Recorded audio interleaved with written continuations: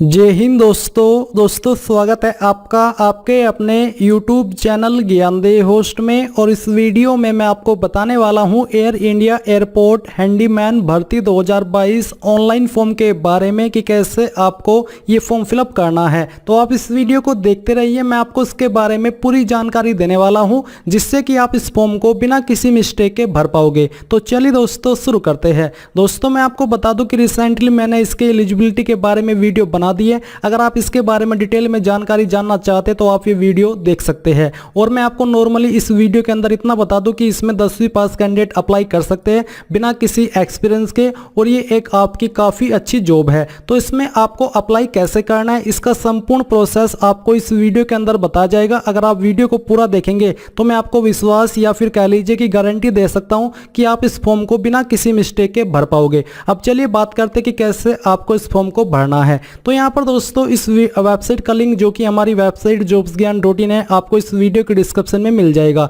जैसे ही आप ये लिंक ओपन करेंगे तो आपके सामने इस भर्ती की जानकारी आ जाएगी कि कौन कौन सी पोस्ट पर ये भर्ती निकाली गई है। आपको यहाँ पर मेनली मैं आपको जो बताऊंगा फॉर्म का प्रोसेस वो आपकी हैंडीमैन का होने वाला है, जिस पर 10वीं पास कैंडिडेट बिना किसी एक्सपीरियंस के अप्लाई कर सकते हैं। अब चलिए मैं आपको यहाँ पर बताता हूँ कि आपको अप्लाई कैसे करना है। तो ये आपका ऑफिशियल नोटिफिकेशन है। ऑफिशियल नोटिफिकेशन आपके सामने कुछ इस प्रकार से आ जाएगा। इसमें आपको दोस्तों बेसिकली एप्लीकेशन फॉर्म का पीडीएफ दिया है, कोई अप्लाई लिंक नहीं है जहां से आपको अप्लाई करना है। बट मैं आपको इस फॉर्म को ऑनलाइन माध्यम से फिल करके बताऊंगा कि कहां से आपको इस फॉर्म को डिजिटल वे में फिल करना है। अब गाइज मैं आपको बताना चाहूंगा अनअकैडमी के बारे में, जो कि इंडिया का लार्जेस्ट लर्निंग प्लेटफॉर्म है। और अनअकैडमी यहां पर आपका जो सपना है आईएएस का उसको पूरा करने के लिए काफी सारे कोर्सेज लेकर के आया है। अगर आप अनअकैडमी को ज्वाइन करके आपकी प्रिपरेशन को करते हैं तो यहाँ पर आपको काफ़ी सारी बेस्ट क्वालिटी के प्रोडक्ट्स देखने को मिलेंगे, जिसमें कि आप देख सकते हैं कि बेस्ट इन क्लास एजुकेटर,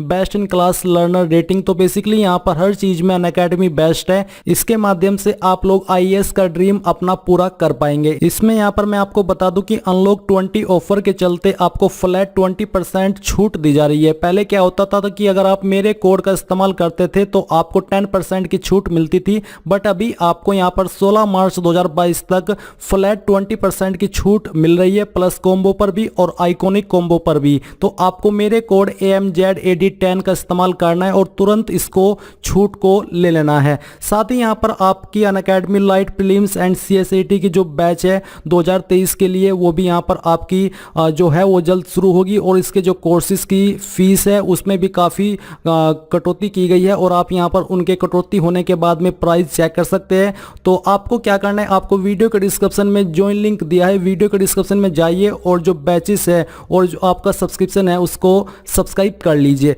अगर कोई सवाल कोई डाउट हो तो आप कमेंट के माध्यम से पूछ लीजिएगा। तो आपको वीडियो को देखते जाना है। तो आपको क्या करना है, आपको यहाँ पर वेबसाइट पर आना है, डाउनलोड फॉर्म PDF इसके ऊपर क्लिक करना है। इसके ऊपर क्लिक करने के बाद आपके सामने इस फॉर्म का जो PDF है वो आ जाएगा कुछ इस प्रकार से। आप यहाँ पर इस PDF को देख सकते हैं जो कि आपके सामने आ जाएगा।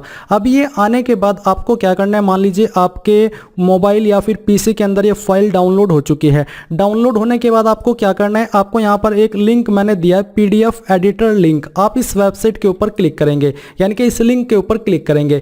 इसके ऊपर क्लिक करने के बाद आपके सामने वेबसाइट आ जाएगी। अब आपने जो PDF डाउनलोड किया है वो PDF आपको यहाँ पर अपलोड कर देना है। अपलोड करने के बाद आपकी जो PDF की फाइल है वो इस वेबसाइट के अंदर लोड हो जाएगी कुछ इस प्रकार से, जो कि आप यहाँ पर देख सकते हैं।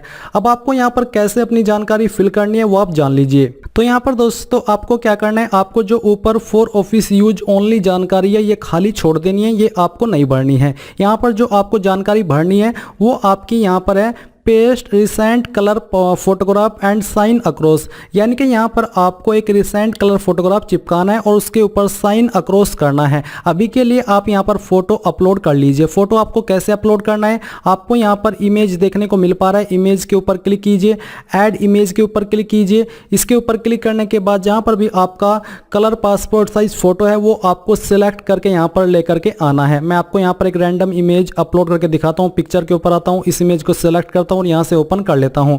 ओपन करने के बाद आपकी इमेज यहाँ पर आ जाएगी। अब आपको इसको एडजस्ट कर लेना है। एडजस्ट करने के बाद में आपको यहाँ पर इसके ऊपर साइन अक्रॉस करने होंगे, जो कि आप बाद में कर लीजिएगा, जो कि मैं आपको बताऊंगा कि कैसे आपको करने होंगे।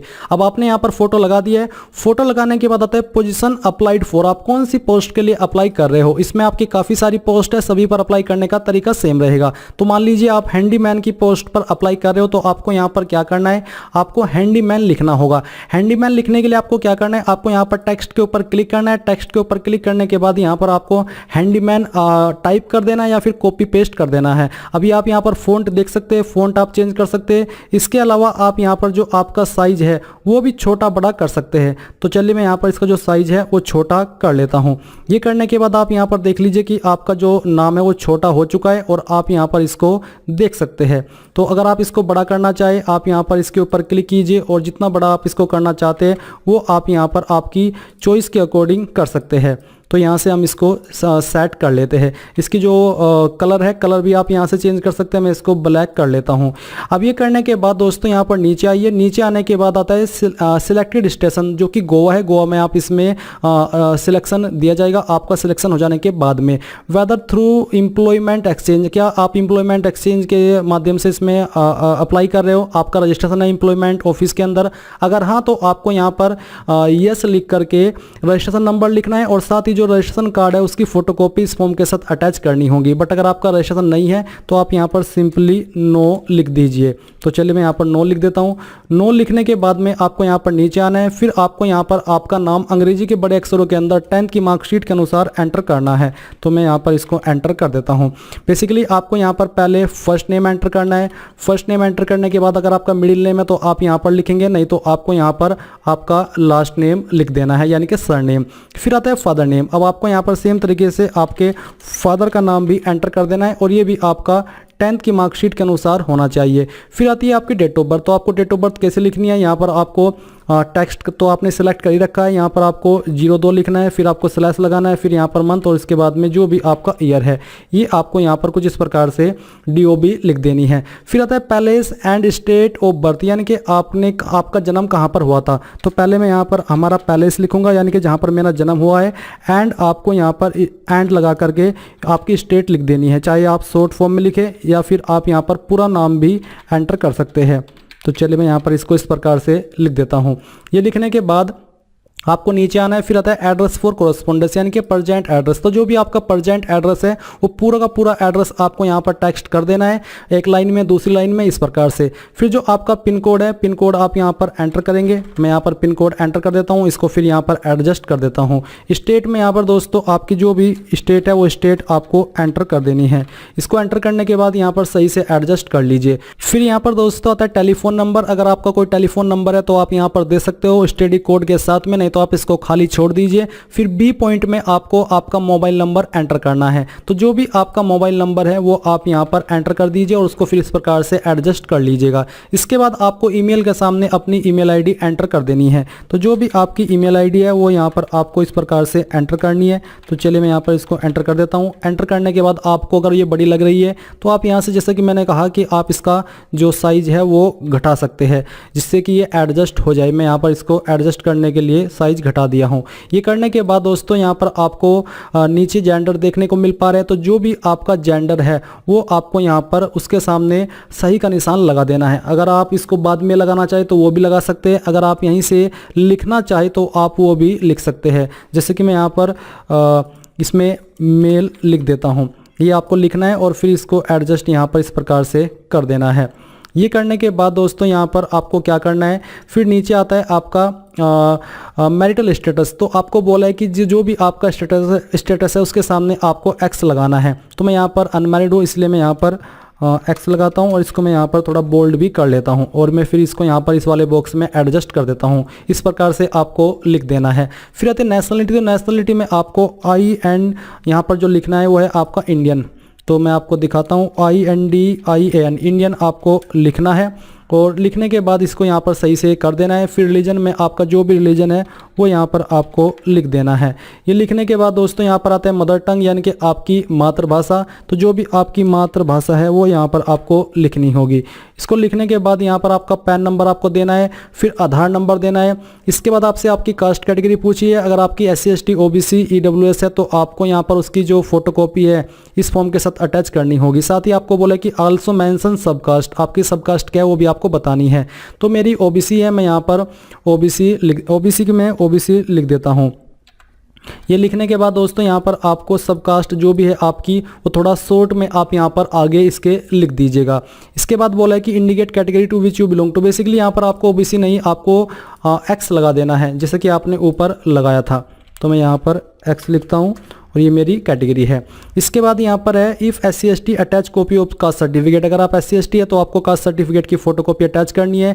इफ़ OBC तो आपको यहाँ पर नॉन क्रीमी लेयर का जो सर्टिफिकेट है OBC सेंट्रल के द्वारा आपका इश्यू होना चाहिए सर्टिफिकेट, वो आपको इस फॉर्म के साथ अटैच करना है। EWS है तो उसकी फोटोकॉपी भी आपको यहाँ पर इस फॉर्म के साथ अटैच करनी होगी। अगर आप एक्स सर्विसमैन हैं तो आप यहाँ पर यस के सामने यस लिखेंगे, नहीं तो आपको नो के सामने नो लिख देना है।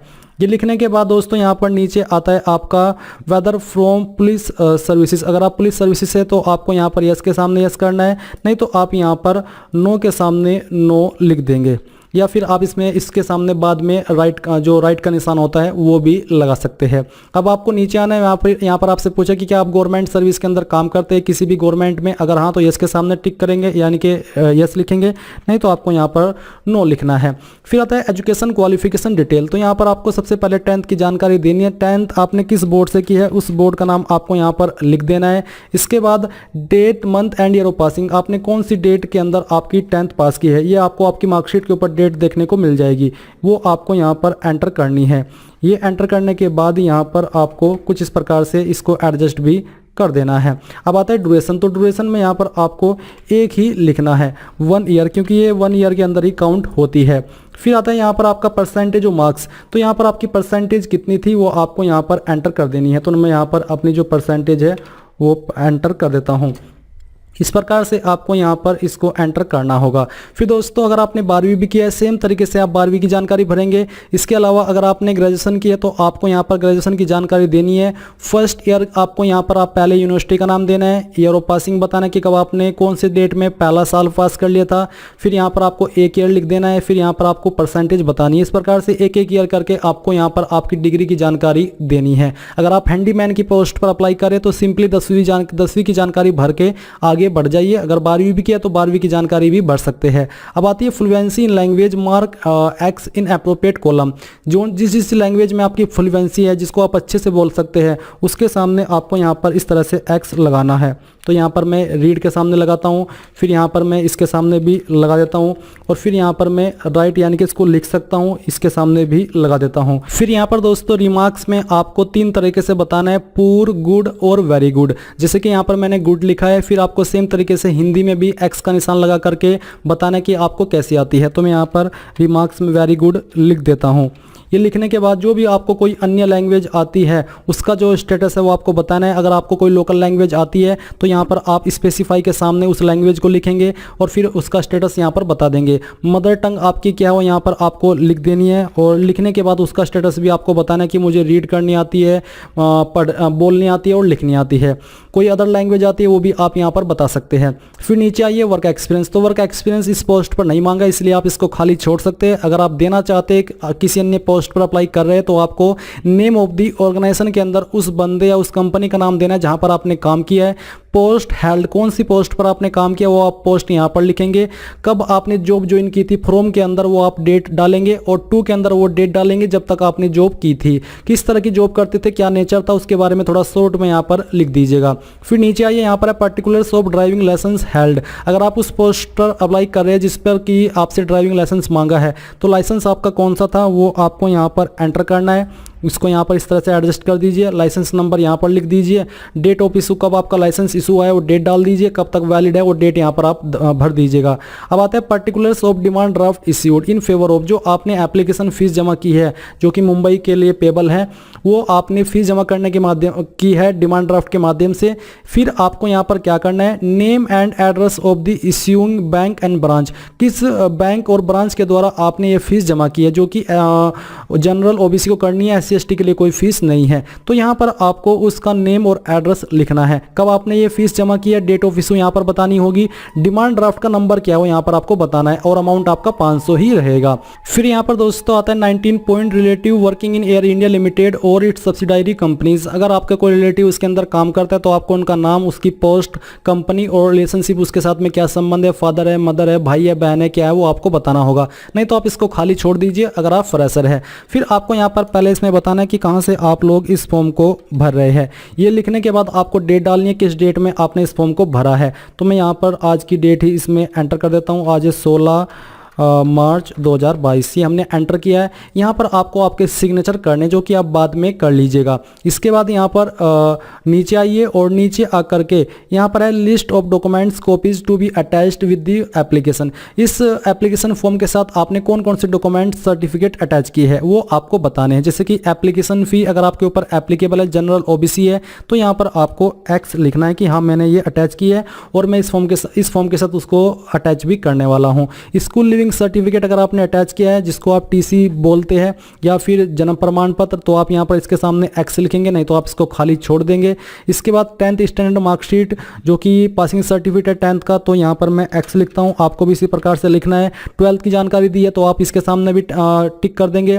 फिर अगर आपने कास्ट सर्टिफिकेट दिया है एससी एसटी ओबीसी कैंडिडेट, तो यहाँ पर आप टिक करेंगे, यानी कि आपको यहाँ पर एक्स लिखना होगा।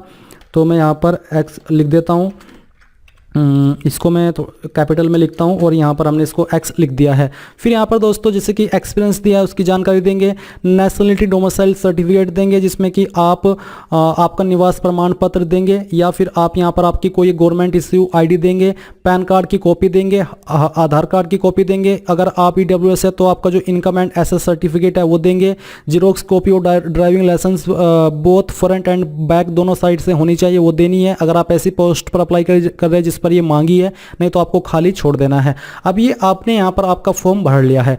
अब भरने के बाद में आपको क्या करना है और कहाँ पर भेजना है वो आप देख लीजिए। बेसिकली आपको वेरीफाई कर लेना है कि मैंने सभी जानकारी भर दी है। आप अच्छे से इसको चेक कर लीजिए। चेक करने के बाद में आपको यहाँ पर अप्लाई चेंजेस के ऊपर क्लिक करना है और यहाँ से आपको यहाँ पर इसको कीप के ऊपर क्लिक करना है। कीप के ऊपर क्लिक करने के बाद ये जो आपने जानकारी भरी है ये सेव हो जाएगी और आपका जो एक नया पीडीएफ है वो तैयार हो जाएगा। तो यहाँ पर दोस्तों आपकी फाइल इस तरह से आ जाएगी। आपको डाउनलोड के ऊपर क्लिक करके डाउनलोड कर लेनी है। मैंने डाउनलोड कर लिया। डाउनलोड करने के बाद आप यहाँ पर देख सकते हैं, आपको आपका फोटो देखने को मिल जाएगा। इसके अलावा जो आपने जानकारी इसके अंदर भरी है वो सभी जानकारी आपको यहाँ पर देखने को मिल पा रही है। जो जानकारी आपने छोड़ी है वही आपको यहाँ पर नहीं मिलेगी। बाकी सभी जानकारी जो आपने भरी है वो आप यहां पर देख सकते हैं। अगर आपको लगता है कि कोई जानकारी मिसिंग है तो आप फिर से इसी वेबसाइट को ओपन करके उसको फिर से एडिट कर सकते हैं।